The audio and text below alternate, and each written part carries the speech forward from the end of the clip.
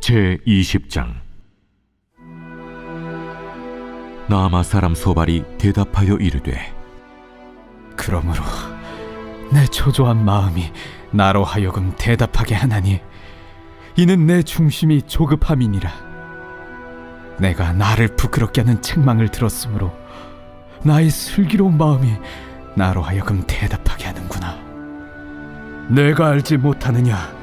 예로부터 사람이 이 세상에 생긴 때로부터 악인이 이긴다는 자랑도 잠시요 경건하지 못한 자의 즐거움도 잠깐이니라.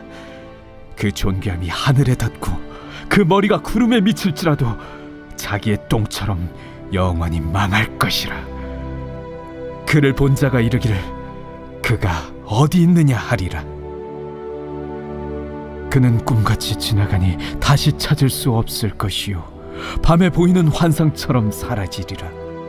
그를 본 눈이 다시 그를 보지 못할 것이요 그의 처소도 다시 그를 보지 못할 것이며 그의 아들들은 가난한 자에게 은혜를 구하겠고 그도 얻은 재물을 자기 손으로 도로 줄 것이며 그의 기골이 청년같이 강장하나 그 기세가 그와 함께 흙에 누우리라. 그는 비록 악을 달게 여겨 혀 밑에 감추며 아껴서 버리지 아니하고 입천장에 물고 있을지라도 그의 음식이 창자 속에서 변하며 뱃속에서 독사의 쓸개가 되느니라. 그가 재물을 삼켰을지라도 토할 것은 하나님이 그의 배에서 도로 나오게 하심이니 그는 독사의 독을 빨며 뱀의 혀에 죽을 것이라. 그는 강 곧 꿀과 엉긴 젖이 흐르는 강을 보지 못할 것이요 수고하여 얻은 것을 삼키지 못하고 돌려주며 매매하여 얻은 재물로 즐거움을 삼지 못하리니 이는 그가 가난한 자를 학대하고 버렸으며 자기가 세우지 않은 집을 빼앗음이니라. 그는 마음의 평안을 알지 못하니 그가 기뻐하는 것을 하나도 보존하지 못하겠고 남기는 것이 없이 모두 먹으니 그런즉 그 행복이 오래가지 못할 것이라. 풍족할 때에도 괴로움이 이르리니 모든 재난을 주는 자의 손이 그에게 임하리라.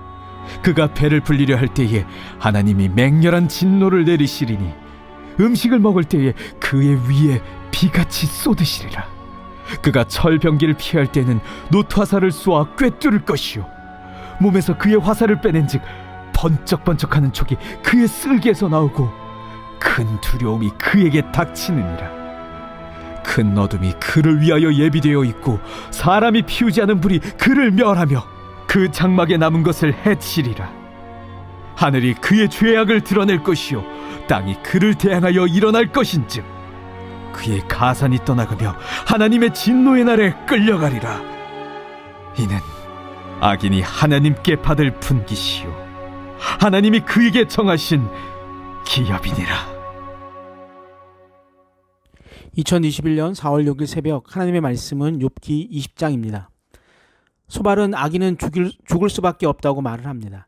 이러한 소발의 말은 욥이 한 말들, 즉 지금 자신이 당하는 고난은 자신의 죄의 결과가 아니라 하나님께서 일으키신 것이며 하나님이 자신의 정당함을 입증해 줄 것이기 때문에 하나님을 찾고 있다는 욥의 믿음에 대한 반응입니다. 그러나 소발은 이러한 욥의 말과 믿음의 반응을 결코 용납할 수가 없습니다. 자신은 슬기로운 마음을 가진 사람이기 때문에 결코 미련한 말을 받아들일 수 없다는 것입니다. 소발은 여전히 자신의 좁은 세계관 안에 갇혀 있을 뿐입니다.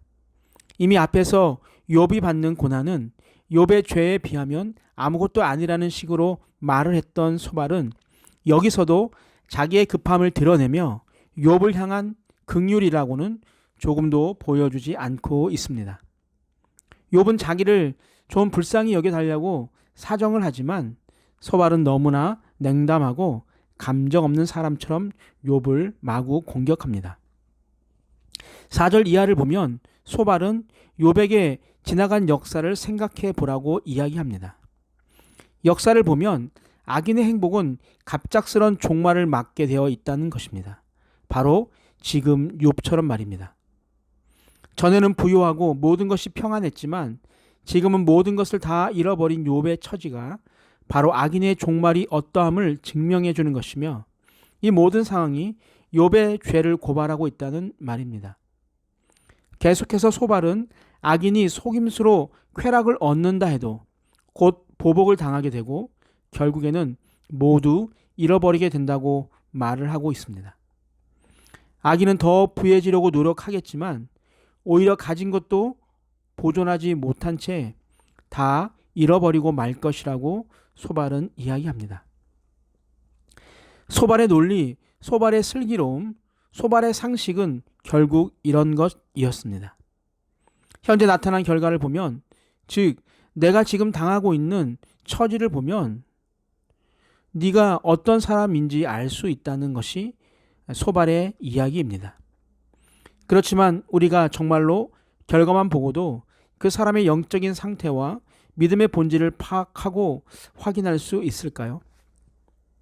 어려운 처지에 있는 형제를 볼 때 우리가 할 수 있는 것은 결과에 대한 판단이 아니라 함께 있어주고 함께 기도해 주는 것임을 소발을 통해 오늘 성경은 우리에게 반면 교사로서 가르쳐 주고 있다고 생각합니다. 우리의 좁은 지식과 이해 속에 하나님의 섭리를 함부로 판단해서는 안 됩니다. 하나님께서는 결국에 욥의 죄악을 들추는 것이 아니라 소발의 미련함을, 또 소발의 좁은 세계관을 드러내시고 들추어 내고 말 것입니다. 사랑하는 성도 여러분들, 오늘 나는 소발과 같은 마음으로 누군가를 판단하고 정죄하고 있지는 않은지 살펴보며 말이 아니라 마음으로, 행동으로 아픈 자들과 힘든 자들을 품는 산돌의 성도님들이 되시기를 주님의 이름으로 축복합니다. 사랑과 은혜가 많으신 하나님 아버지, 아직도 소발처럼 살아가고 있지 않는지 다시 한번 생각해 봅니다. 사랑하라고 또 이해하라고 말은 하지만 마음과 생각 속에서 무엇인가 잘못을 해서 저렇게 살 거야 라는 판단의 사람은 아닌지 다시 한번 저를 돌아봅니다. 우리에게 진정한 마음으로 모두를 품을 수 있는, 사랑할 수 있는, 이해할 수 있는 예수님의 사랑을 허락해 주옵소서.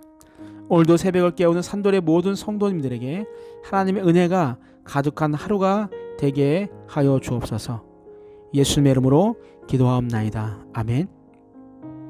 우리 함께 기도할 제목이 있습니다. 첫 번째, 나의 좁은 생각과 이해로 형제들이 처한 상황과 결과로 형제들을 판단하지 않게 하옵소서.